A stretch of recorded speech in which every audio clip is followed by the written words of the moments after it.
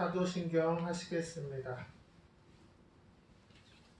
전능하사 천지를 만드신 하나님 아버지를 내가 믿사오며 그 외아들 우리 주 예수 그리스도를 믿사오니 이는 성령으로 잉태하사 동정녀 마리아에게 나시고 본디오 빌라도에게 고난을 받으사 십자가에 못 박혀 죽으시고 장사한 지 사흘 만에 죽은 자 가운데서 다시 살아나시며 하늘에 오르사 전능하신 하나님 우편에 앉아 계시다가 저리로서 산자와 죽은 자를 심판하러 오시리라. 성령을 믿사오며 거룩한 공회와 성도가 서로 교통하는 것과 죄를 사하여 주시는 것과 몸이 다시 사는 것과 영원히 사는 것을 믿사옵나이다. 아멘. 찬송가 27장 빛나고 높은 보좌와 찬양하시겠습니다.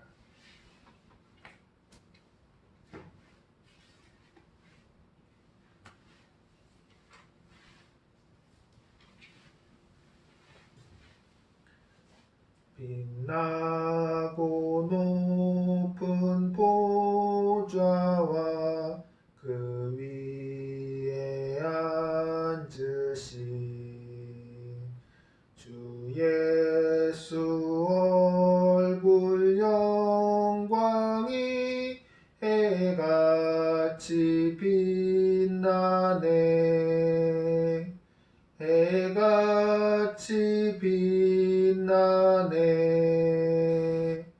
지극히 높은 위엄과 한없는 자비를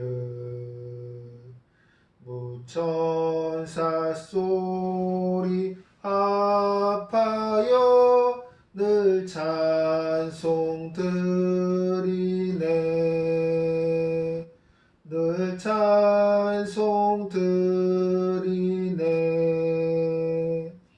영죽을 나를 살리려 그 영광 떠나서 그 부끄러운 십자가 날 위해 지셨네. 날 위해 지셨네.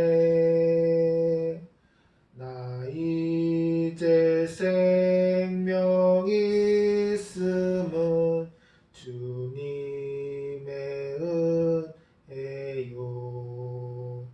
저 사망 권세 이기니 큰 기쁨 넘치네. 큰 기쁨 넘치네.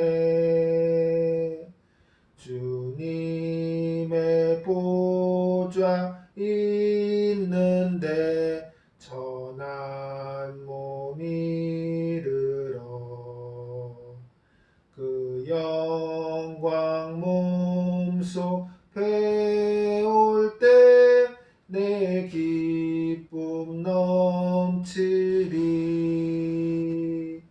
내 기쁨 넘치리. 아멘.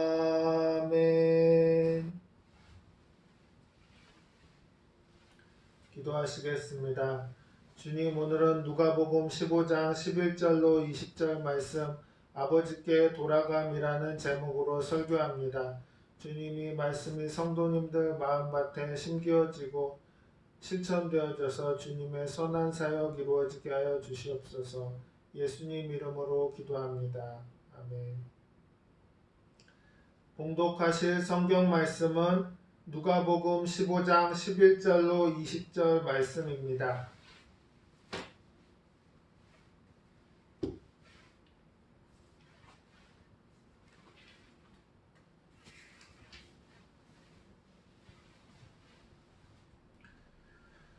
또 이르시되 어떤 사람에게 두 아들이 있는데 그 둘째가 아버지에게 말하되 아버지여 재산 중에서 내게 돌아올 분깃을 내게 주소서 하는지라.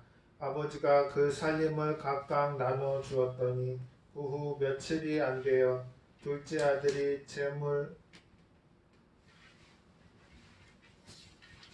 재물을 다 모아가지고 먼 나라에 가 거기서 허랑방탕하여 그 재산을 낭비하더니 다 없앤 후 그 나라에 크게 흉년이 들어 그가 비로소 궁핍한지라.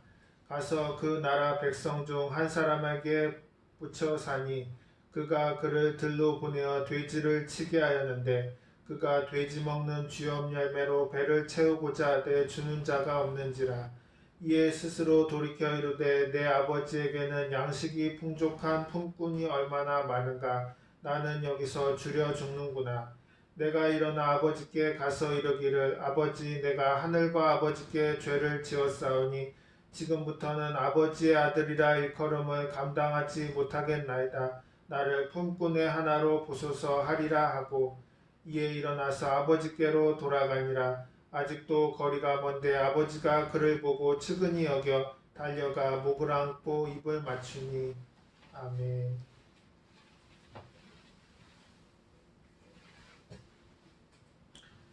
아버지를 떠난 아들에 대한 이야기입니다. 어떤 사람에게 두 아들이 있었는데 그 둘째가 아버지가 살아있음에도 불구하고 유산을 받아 먼 나라로 떠났습니다.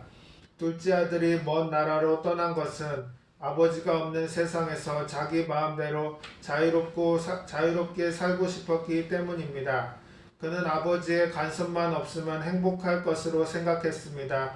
하지만 아버지를 떠난 삶은 죄짓고 방탕한 삶이요 돼지 먹는 쥐염 열매로 허기를 채울 수 없는 궁핍한 삶이었습니다. 오늘에도 많은 사람들이 하나님을 떠나 자기가 원하는 대로 살아가면 마음에 흡족할 것으로 생각을 하고 있습니다. 하나님을 떠난 인생은 고달프고 비참한 생활뿐입니다. 아담이 하나님을 떠난 이후 모든 사람이 평생에 땀 흘리고 수고하고 고달픈 삶을 살고 있는 것을 우리가 보고 알고 있습니다. 아버지를 떠난 둘째 아들은 하나님을 떠난 인간의 실상을 잘 보여줍니다. 욥기 14장 1절에 보면 여인에게서 태어난 사람은 생애가 짧고 걱정이 가득하며 전도서 2장 23절에 일평생에 근심하며 수고하는 것이 슬픔뿐이라 그의 마음이 밤에도 쉬지 못하니 이것도 헛되도다라고 탄식을 하고 있습니다. 둘째 아들이 굶어 죽을 지경에 이르자 아버지께로 돌아가기로 결심을 합니다. 우리들도 하늘아버지께 죄를 지어서 답답하고 고통스러울 때 비로소 하늘아버지께로 돌아가겠다고 생각을 하는 것입니다. 회개란 하나님께 돌아가는 것입니다. 호세아 6장 1절에 오라 우리가 야훼께로 돌아가자. 야훼께서 우리를 찢으셨으나 도로 낫게 하실 것이요 우리를 치셨으나 싸매어 주실 것임이라고 말씀하며 요엘서 2장 13절에도 너희는 옷을 찢지 말고 마음을 찢고 너희 하나님 야훼께로 돌아올지어다. 그는 은혜로우시며 자비로우시며 노하기를 더디하시며 인애가 크시사 뜻을 돌이켜 재앙을 내리지 아니하시나니라고 말씀합니다. 하나님께로 돌아오면 은혜로우시고 자비로우신 하나님께서 우리의 모든 상처를 싸매고 치료해 주시기 때문입니다. 둘째 아들은 가지고 있던 재산을 당시 굶어 죽을 지경에 이르자 그제서야 정신이 번쩍 들었습니다. 그가 허기진 배를 움켜쥐고 고달픈 삶을 살아가던 그는 품꾼들조차 배불리 먹는 아버지의 집을 떠올렸습니다. 우리가 하나님을 떠나 잘못된 길로 갈 때 하나님께서는 고난을 통해 우리를 돌이키게 하십니다. 불이 났을 때 소를 외양간에서 끌어내려고 하면 소가 겁을 먹고 나오지 않습니다. 그러나 그럴 때 소 앞에서 소 구유를 뒤엎어 버리면 따라 나옵니다. 밥그릇이 있는 이상 안 따라 나옵니다. 그래서 우리가 하나님을 떠나 잘못된 길로 갈 때 하나님께서는 고난을 통해 우리를 돌이키십니다. 고통 가운데서 올 때 갈 데가 없게 되면 천부여 의지 없어서 손들고 옵니다. 나를 살려주시옵소서라고 고백하며 회개하게 되는 것입니다. 사람은 배부르고 평안할 때는 하나님을 찾지 않습니다. 그러다가 고난을 당하면 나는 아무것도 할 수 없다는 것을 깨닫고 하나님을 찾게 되는 것입니다. 배를 타고 갈릴리 바다 건너가던 제자들은 무서운 풍랑을 만나자 간절히 예수님을 찾았습니다. 마태복음 8장 25절에 그 제자들이 나와 깨우며 이르되 주여 구원하소서 우리가 죽겠나이다 라고 표현합니다. 우리도 인생의 풍랑을 만나면 새벽 기도도 하고 철야 기도도 하고 기도원에 가서 금식 기도도 하면서 주여 구원하소서 우리가 죽겠나이다 하고 간절히 하나님을 찾는 것을 우리가 생애에 체험합니다. 인생의 고난의 풍랑이 불 때 하나님의 사랑을 믿어야 합니다. 예레미야가 3장 32절로 33절은 그가 비록 근심하게 하시나 그의 풍부한 인자하심에 따라 긍휼히 여기실 것임이라. 주께서 인생으로 고생하게 하시며 근심하게 하심은 본심이 아니시로다라고 말씀하고 있습니다. 하나님께서 고난을 주시는 것은 우리에게 유익을 주시는 것입니다. 사람은 고난을 통과할 때 낮아지고 깨어지고 변화되고 하나님께 찾아오게 되는 것입니다. 고난을 통해 낮아지고 깨어지는 우리 인생을 둘째 아들의 형편에서 볼 수 있습니다. 둘째 아들은 많은 고난을 겪으면서 그 마음이 낮아지고 깨어졌습니다. 그래서 아들이 아니라 품꾼으로 살겠다는 낮아진 마음을 가지고 아버지께 돌아갈 것을 결심했던 것입니다. 잠언 28장 13절에 보면 자기의 죄를 숨기는 자는 형통하지 못하나 죄를 자복하고 버리는 자는 불쌍히 여김을 받으리라고 말씀하고 시편 34편 18절에는 야훼는 마음이 상한 자를 가까이 하시고 충심으로 통회하는 자를 구원하시는도다 라고 말씀합니다. 우리가 낮아지고 깨어진 마음으로 나아갈 때 하나님께서 우리를 불쌍히 여기시고 은혜로 베풀어 주시는 것입니다. 아버지는 날마다 아들이 돌아오기를 기다리고 있었습니다. 아버지는 아들이 돌아올 때 마을 사람들에게 조롱을 당하고 수치를 당할 것을 알고 있었습니다. 그래서 아버지는 다른 사람보다 먼저 아들을 만나려고 달려갑니다. 그리고 아들이 제가 아버지께 죄를 지었습니다 라고 말하기 전에 아들의 목을 안고 입을 맞춥니다. 이것이 바로 하나님의 사랑입니다. 요한일서 4장 10절을 보면 사랑은 여기 있으니 우리가 하나님을 사랑한 것이 아니요 하나님이 우리를 사랑하사 우리 죄를 속하기 위하여 화목제물로 그 아들을 보내셨음이라 라고 말씀하고 있습니다. 로마서 5장을 보면 우리가 아직 연약할 때, 우리가 아직 죄인 되었을 때, 우리가 원수 되었을 때 그리스도께서 죽으심으로 우리를 향한 하나님의 사랑을 확증하셨다고 말씀합니다. 그러므로 우리는 하나님께 이처럼 큰 사랑을 받는 사람들이라는 것을 분명히 마음에 알고 있어야 합니다. 이사야 44장 22절에 내가 내 허물을 빽빽한 구름같이 내 죄를 안개같이 없이 하였으니 너는 내게로 돌아오라 내가 너를 구속하였음이니라고 말씀합니다. 아버지는 방탕한 삶을 살다가 돌아온 아들에게 제일 좋은 옷을 입히고 손에 가락지를 끼우고 신을 신기고 송아지를 잡아 잔치를 베풀었습니다. 이로써 아들의 지위를 완전히 회복시켜 준 것입니다. 스바냐 3장 17절에 보면 너희 하나님 야훼가 너희 가운데 계시니 그는 구원을 베푸실 전능자시라. 그가 너로 말미암아 기쁨을 이기지 못하시며 너를 잠잠히 사랑하시며 너로 말미암아 즐거이 부르며 기뻐하시리라고 말씀합니다. 얼마나 기뻐하시는지 놀랍지 않습니까? 이사야 30장 18절에는 그러나 야훼께서 기다리시나니 이는 너에게 은혜를 베풀려 하시며 일어나시리니 이는 너희를 긍휼히 여기려 하심이라고 말씀합니다. 반면 첫째 아들은 아버지가 동생을 환대하는 것을 보고 화가 머리끝까지 났습니다. 그러자 아버지가 그를 설득합니다. 누가복음 15장 31절과 32절에 나는 항상 너와 함께 있으니 내 것이 다 내 것이로되 이 내 동생은 죽었다가 살아났으며 잃었다가 얻었기로 우리가 즐거워하고 기뻐하는 것이 마땅하다라고 말합니다. 첫째 아들은 바리새인과 서기관들의 모습을 보여줍니다. 둘째 아들은 불쌍히 여겨서 살려주는 아버지의 모습입니다. 요한복음 3장 16절에 하나님이 세상을 이처럼 사랑하사 독생자를 주셨으니 이는 그를 믿는 자마다 멸망치 않고 영생을 얻게 하려 하심이라고 말씀합니다. 누구든지 예수님을 믿고 하나님께로 돌아오면 하나님께서 그를 기쁘게 받으시고 하나님의 자녀로 삼아주시겠다는 것입니다. 오늘 이 시간에도 하나님은 잃어버린 자를 찾으시며 돌아오기를 기다리고 계십니다. 누구든지 회개하고 예수님을 믿으면 하나님의 자녀가 되는 것입니다. 아멘.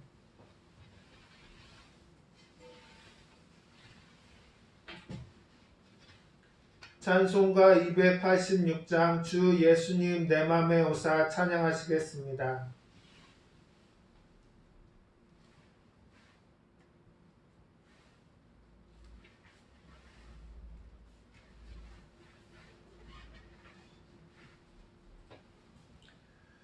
주 예수님 내 맘에 오사 날 붙들어 주시고 내 마음에 새 힘을 주사 늘 기쁘게 하소서. 사랑의 주 사랑의 주 내 맘속에 찾아오사 내 모든 죄 사하시고 내 상한 맘 고치소서. 주 예수님 내 맘에 오사 내 소원 다하시고 내 무거운 짐 맡아 주사 참 평안을 주소서. 사랑의 주 사랑의 주 내 맘속에 찾아오사 내 모든 죄 사하시고 내 상한 맘 고치소서. 주 예수님 내 맘에 오사 날 정결케 하시고 그 은혜를 내 맘에 채워 늘 충만케 하소서. 사랑의 주 사랑의 주 내 맘속에 찾아오사 내 모든 죄 사하시고 내 상한 맘 고치소서. 주 예수님 내 맘에 오사 내 길 인도하시고 주 성령을 내 맘에 채워 늘 충만케 하소서. 사랑의 주 사랑의 주 내 맘속에 찾아오사 내 모든 죄 사하시고 내 상한 맘 고치소서. 아멘.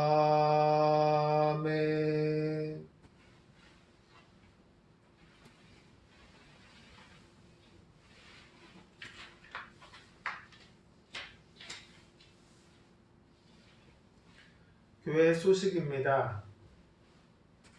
1번입니다. 요한일서 성경 강의가 마치면 능력 전도 훈련 프로그램은 7월 7일부터 진행할 예정입니다. 함께 훈련할 사람을 모집해 주시기 바랍니다. 5번입니다. 특별 새벽 기도회를 24일부터 28일까지 개최합니다. 함께 기도해 주시기 바랍니다.